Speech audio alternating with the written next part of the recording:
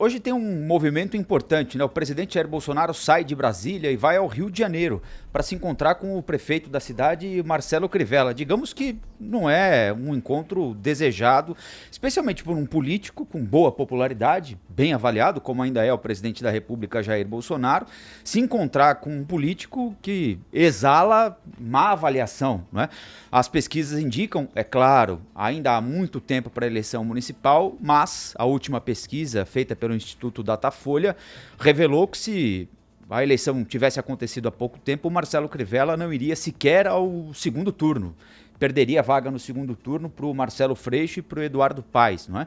Enfim, ele enfrenta óbvias dificuldades de administração da cidade, em recolhimento de lixo, combate a enchentes, enfim, em diversas áreas de atuação. Foi a Brasília, saúde, por exemplo, não é? Ficou com dinheiro represado, não conseguiu pagar os terceirizados que operam na saúde, e foi a Brasília semana passada para percorrer alguns ministérios em busca de financiamento, em busca de dinheiro, e hoje, que é feriado no Rio de Janeiro, hoje é dia de São Sebastião, padroeiro do Rio de Janeiro, o presidente da República vai até lá para um encontro com o Marcelo Crivella. É uma deferência que o presidente Jair Bolsonaro não tem feito a praticamente nenhum político. Não sei se vocês se lembram de alguém. É difícil o presidente Jair Bolsonaro sair de Brasília para se encontrar com um político especificamente, para uma agenda. É claro que numa agenda qualquer, de inauguração, um evento num quartel, ele acaba, não é, se encontrando ali com o governador do estado, com o prefeito daquela cidade, mas sair de Brasília para uma agenda, e na agenda hoje do presidente tem só o encontro com o prefeito Marcelo Crivella, é uma novidade. E surpreende pelo fato de ser o Marcelo Crivella, alguém com popularidade tão baixa no terreno do presidente da República, que é exatamente a cidade do Rio de Janeiro. Ao mesmo tempo, me parece ser compreensível pelo fato de o Marcelo Crivella pertencer à Igreja Evangélica Universal do Reino de Deus, e a Igreja Universal do Reino de Deus despertar o interesse não só do presidente Jair Bolsonaro, como de qualquer outro político que tenha interesse eleitoral em algum momento da história próxima. Rafael, o presidente vai ao Rio de Janeiro encontrar a Regina Duarte. A questão mas na agenda dele na agenda dele tem o Marcelo Crivella, não sei se você chegou a ver lá. Tem... Eu vi, então. Mas a questão é essa, né? Bom, e tudo mais justifica, ele é do Rio de Janeiro, ele é o político do Rio de Janeiro.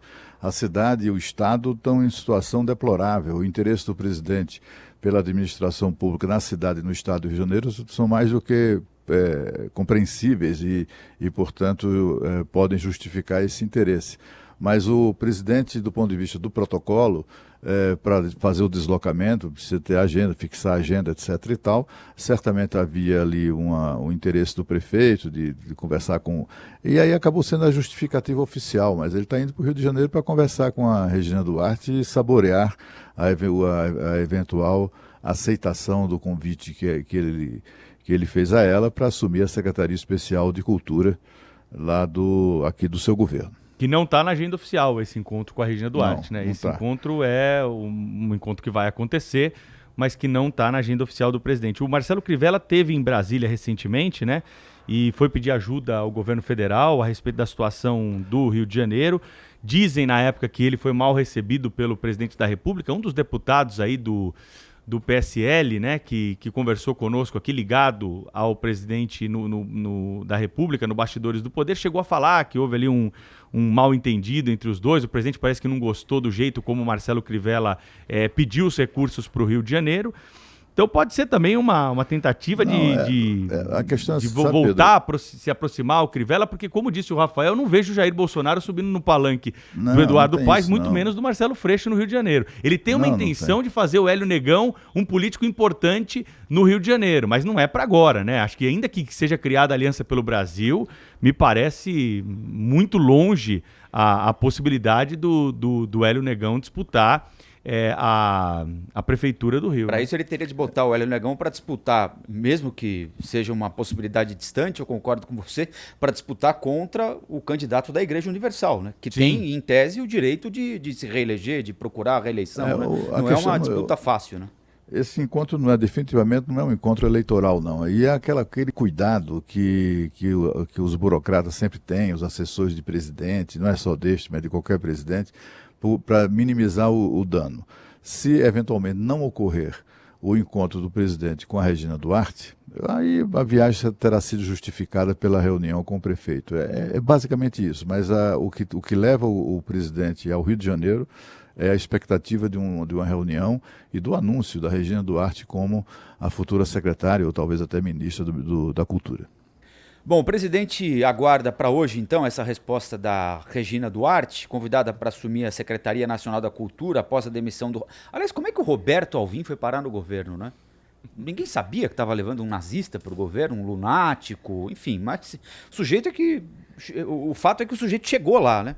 Enfim, gerou uma tremenda de uma crise ao divulgar aquele vídeo que remete ao nazismo. No fim de semana, sem citar diretamente o episódio, o presidente fez um desabafo durante evento do partido que está criando, o Aliança pelo Brasil.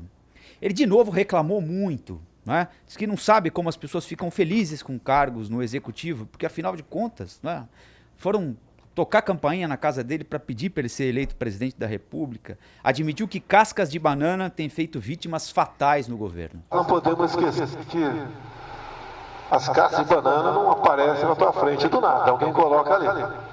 E é comum acontecer em meu governo. A grande maioria a gente consegue desviar delas, mas de vez em quando algumas fazem com que vítimas fatais apareçam. Se ele está se referindo ao Roberto Alvim, quem colocou a casca de banana ali foi ele, né? Porque é a tese do Olavo de Carvalho, não sei se vocês viram no final de semana, que algum petista fez o discurso do Roberto Alvim. Olha só que ponto que loucura, chega a mania de perseguição do sujeito, né? Algum petista infiltrado, e o Roberto Alvim não percebeu, né? Que ali tinha alusão ao discurso do Goebbels. E daí, quando ele foi se explicar para a imprensa que ele concordava 100%, que ele não sabia que era do nazismo, mas que ele concordava 100% com o racional, aí tinha um petista falando por ele também, será não? Bolsonaro também voltou a afirmar que o governo... Foi... Não. Oi, Cláudio. A explicação, né, Rafael, dele foi pior ainda do que a cópia, né? Quando ele disse que não, o texto é dele mesmo, é pior ainda, né? Isso mostra que ele pensa exatamente como Joseph Goebbels. Bom, o presidente voltou a afirmar que o governo não registrou casos de corrupção. 2 ministros estão sendo investigados pelo Ministério Público, mas por fatos que aconteceram antes de serem nomeados. Graças a Deus, nenhuma denúncia de corrupção se abateu sobre os nossos ministros, os nossos presidentes estatais e de bancos oficiais. Pode acontecer uma coisa? Pode. Mas será alheia à nossa vontade. E buscaremos a solução o mais rápido possível. Bom, o presidente do Supremo esteve aqui na sexta-feira para gravar o Canal Livre e falou, logo depois da divulgação do vídeo, sobre o que aconteceu naquela data, minutos depois de anunciada a demissão do Roberto Alvim. É algo que choca, é inacreditável imaginar que alguém, principalmente uma pessoa que ocupe um cargo exatamente na área de cultura, tenha a capacidade inaceitável de fazer esse tipo de postagem. Uma demissão como essa mostra o compromisso das instituições e com o Estado e com as pessoas que estão chefiando essas instituições, tanto que o presidente demitiu este cidadão. Na entrevista, o presidente Toffoli discordou da ideia de que o juiz de garantias vai gerar gastos adicionais. A aplicação foi suspensa por ele por 6 meses, mas acredita que o início da vigência será antes disso. O trabalho que será realizado pelo juiz de garantias hoje já é feito por um juiz. Então não há necessidade de aumento de magistrados ou de servidores, porque esse trabalho ele já é realizado. O juiz das garantias vai dar mais celeridade às investigações, porque é um juiz voltado única e exclusivamente a analisar os pedidos de supervisão dos inquéritos ou requerimentos do Ministério Público de busca e apreensão, interceptação telefônica, quebra de sigilo bancário. Dias Toffoli ressaltou a importância da Lava Jato para o combate à corrupção, mas defendeu o aperfeiçoamento de acordos de leniência com as empresas. O presidente do Supremo lembrou que companhias foram destruídas, milhares de empregos se perderam. Com relação à prisão depois da segunda instância, voltou a defender a medida e contestou um dos principais argumentos daqueles que são contrários. Surgiu um mito de que com a segunda instância, milhares, dezenas de milhares ou até centenas de milhares de pessoas seriam soltas. Não foram, porque a maioria das pessoas estão presas sequer com sentença de primeiro grau. Os grandes criminosos estão presos com fundamento em prisão provisória. E vários alvos de investigados e acusados, por exemplo, na Lava Jato, continuaram presos. O Canal Livre, para quem perdeu, vai ao ar hoje no Band News TV, às 11 da noite. Só em relação ao juiz de garantias aí, Rafael, eu queria pontuar, eu acompanhei a entrevista, aliás, foi muito boa a entrevista com o presidente do Supremo Tribunal Federal ontem no Canal Livre, né, nessa madrugada, e a gente reprisou aqui alguns dos principais trechos, mas para quem quiser, está disponível na internet, né, você consegue assistir na íntegra esse bate-papo.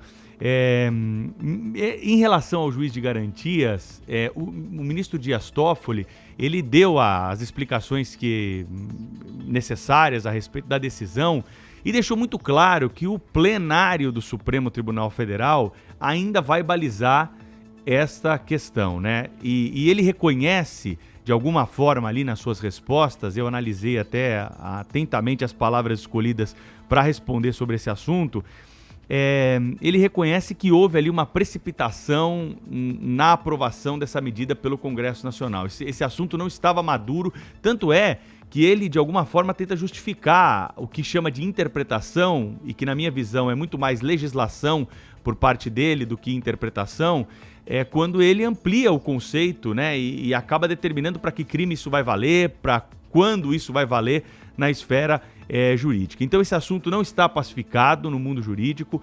É claro que é importante debater, ninguém aqui pode achar um absurdo a introdução do juiz de garantias, mas é preciso dar tempo ao tempo, é preciso saber como isso vai ser implementado. Aqui em São Paulo a gente tem uma pequena experiência no DIPO, né, no Fórum Criminal da Barra Funda, de juízes auxiliares que atuam nessa primeira fase de investigação e depois outros juízes, os titulares, acabam assumindo o momento da instrução, que é a fase do julgamento, é a fase final do processo criminal. Então, como o assunto não chegou pronto, né, para ser colocado em prática, o ministro diz que, numa análise ali de interpretação, achou melhor suspender essa vigência. E também determinou algo que acho que é fundamental. O juiz de garantias, ele não é diferente de nenhum outro juiz criminal. Ele é um juiz criminal como qualquer outro, né? Então, quando você fala ali de vício, você fala de imparcialidade, quando você está tratando de um juiz, todo juiz tem que ser imparcial, né?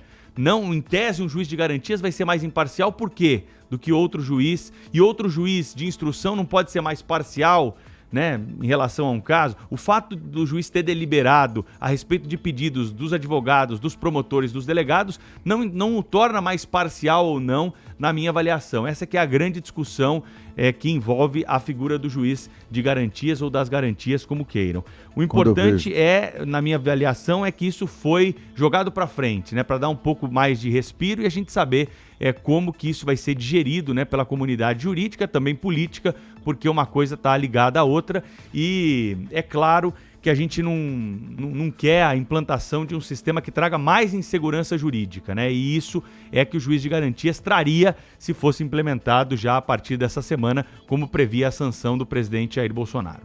Agora, com relação à questão da prisão de segunda instância, o que fica claro, assim, enfim, quando ele faz essas alegações que não houve aquela debandada da cadeia, etc e tal, houve, né? Até houve, esse levantamento está por ser feito ainda, ele nem pode afirmar uma coisa como essa, porque afinal de contas as coisas estão acontecendo nos estados, né? Não passa pelo crivo do governo federal. Agora, o que me parece que fica claro com a resposta do presidente do Supremo é que a decisão foi feita à medida para soltar o Lula. Eu não tenho dúvida disso. Aliás, essa suspeita, enfim, permeia esse assunto desde o começo. E tanto foi assim que ele foi dos primeiros a requerer e ser imediatamente solto. Então, enfim, essa alegação do ministro, que sempre tem umas figuras do Supremo, quando eu ouço falando, ou quando eu leio o que eles dizem, eu me lembro muito do conselheiro Acácio, um personagem que era secundário do Primo Basílio, né, obra de Eça de Queiroz, mas que é um pouco isso, sabe? Aquele pedantismo de quem que se passa por um grande, com luminares do pensamento, da justiça, etc. e tal, quando são pessoas de uma mediocridade chocante.